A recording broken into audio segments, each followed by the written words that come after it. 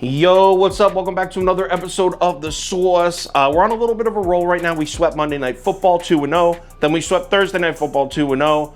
So we enter the week with some momentum, and it's a big weekend for football. In this video, we have a nice rivalry game here. This game was awesome to watch last year. Nebraska versus Oklahoma. Let's go. Welcome to The Sauce. The Sauce.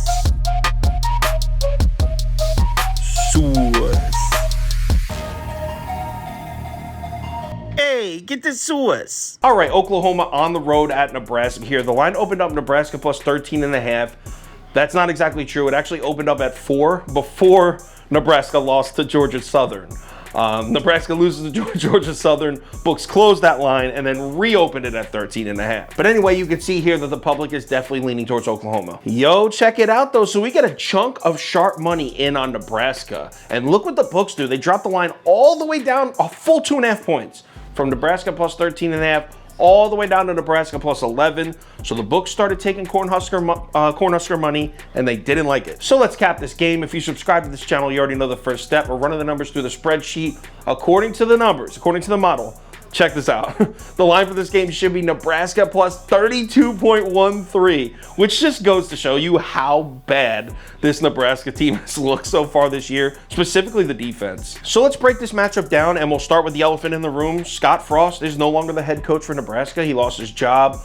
Mickey Joseph steps in. He was the wide receivers coach and the passing game coordinator. It's his first year there, but he's an alma mater. He's also Vance Joseph's older brother. Vance Joseph was with the Broncos. He's with the Cardinals now. Now, obviously, when a head coach gets fired, you're going to hear a lot of people like, bet that team. First week with a new coach, they'll come out with a new energy. That's a bit of a myth. I mean, in the last 2 years, FBS teams who fire their head coach mid-season in their first game with the new head coach, they're just 6-6 against the spread. So the idea that teams always cover with a new head coach, that's not exactly spot on. I mean, I've done it before and I've cashed with it, so it does work sometimes, but it's not a end-all be-all. But the truth is, does it even matter who's had head coach for this Nebraska team if the defense continues to perform like this? I mean, they might be on pace for one of the worst defenses in the history of the Big Ten. Their opponents are averaging 5.7 yards per carry against Nebraska. They've recorded just 2 sacks as a team this entire season. They've played 3 whole football games. And this is the worst part. Because right now you might be like, oh, Sauce, they have horrible defensive numbers, but who have they played? Are they playing Ohio State,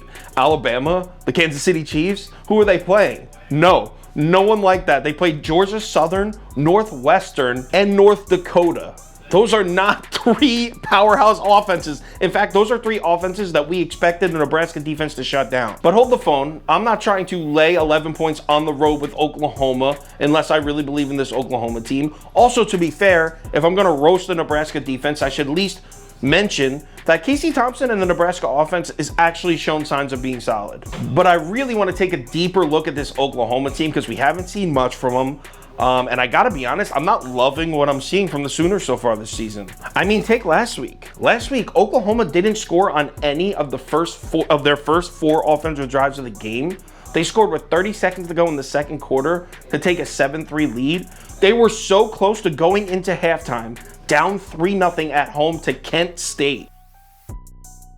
I really don't trust this Oklahoma offense at all. Obviously, there's talent there. It's Oklahoma, but just straight up, I do not consider Oklahoma at all right now. The Oklahoma defense, however, that's looking like a different story now. Granted, we haven't really seen them play anybody yet, but they lead the entire country with 23 tackles for a loss already. And they've allowed a combined total of 16 points in their first 2 football games. So they played 2 football games, they've allowed just 16 total points, and they have 23 tackles for a loss. Those are some solid defensive numbers. And those games were against Kent State and UTEP. Now, are those Power 5 schools, formidable opponents? Not really, but they're both FBS schools. It's not like they're playing Norfolk State or something. As far as the bet, though, I just can't look past this line movement.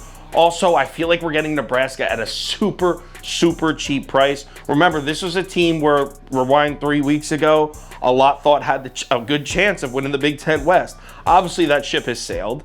But I mean, it's still a team that has potential, or else no one would have thought that. I think they cover this number, and they play Oklahoma in another tough game just like last year. I'm taking the points. Give me the Corn Huskers plus 11. Go Corn. If anything changes with this pick, I will let you know on Twitter.